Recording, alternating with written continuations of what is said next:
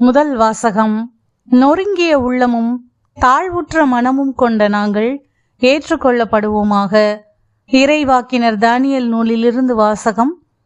தானியேல் இணைப்பு நூல் அதிகாரம் 1 இறை திருவசனங்கள் 2 மற்றும் 11 முதல் 19 முடிய. அந்நாள்களில் அசரியா நெருப்பின் நடுவில் எழுந்து நின்று உரத்த குரலில் பின்வருமாறு மன்றாடினார். உமது பெயரை முன்னிட்டு எங்களை என்றும் கைவிட்டு விடாதீர். உமது உடன்படிக்கையை முறித்து விடாதீர்.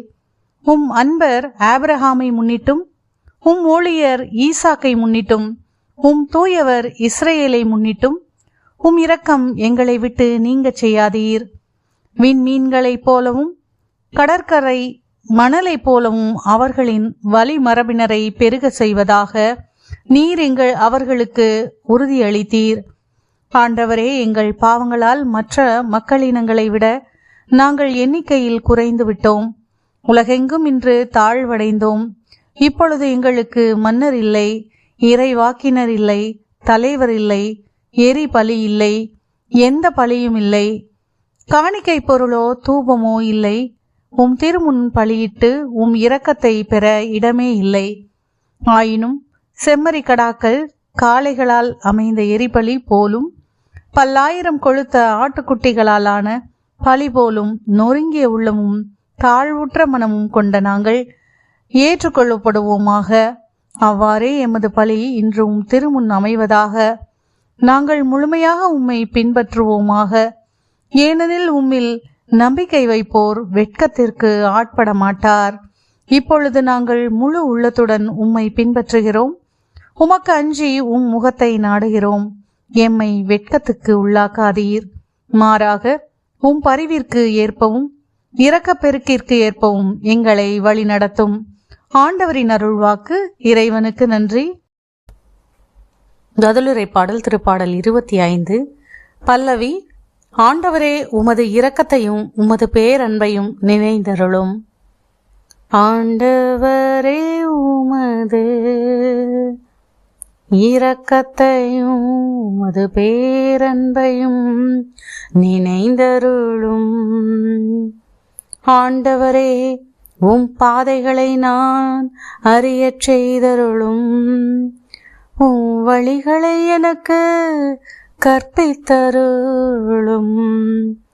உமது உண்மை நெறியில் என்னை நடத்தி எனக்கு கற்பித்தருளும். ஏனெனில் நீரே என் மீட்பராம் கடவுள். ஆண்டவரே, உமது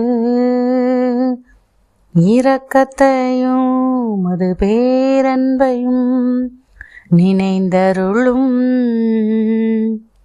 ஆண்டவரே, உமது இரக்கத்தையும் உமது பேரன்பையும் நினைந்தருளும்.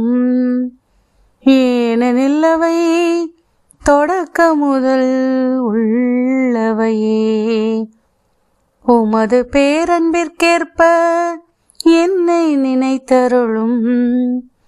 ஏனெனில் ஆண்டவரே, நீரே நல்லவர்.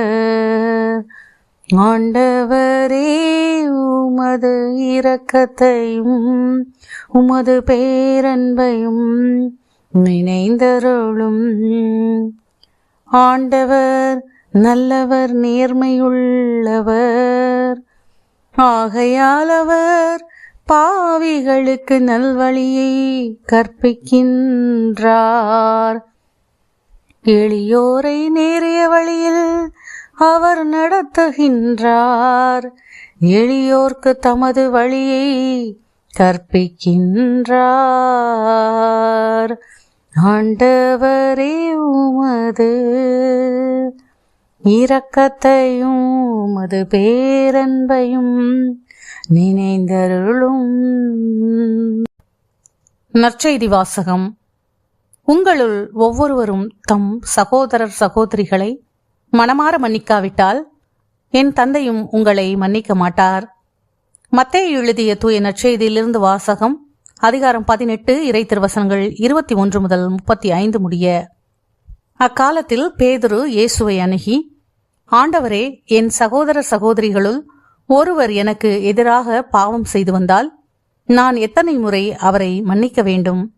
7 முறை மட்டுமா என கேட்டார்.